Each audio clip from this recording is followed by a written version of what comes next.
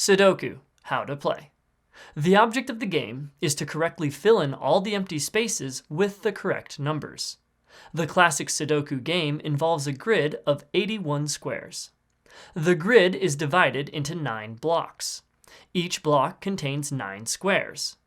Each of the 9 blocks has to contain all the numbers 1 through 9 within its squares, without any duplicates or omissions.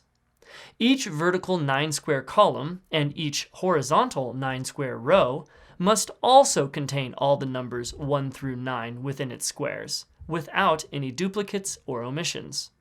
You may only put one number in each square, unless they are notes, in which case you indicate that by making them smaller.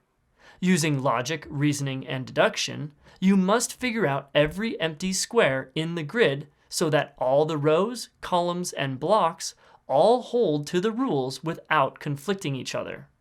Every Sudoku has exactly one correct solution. Once you have filled in all the squares with the correct numbers, you win.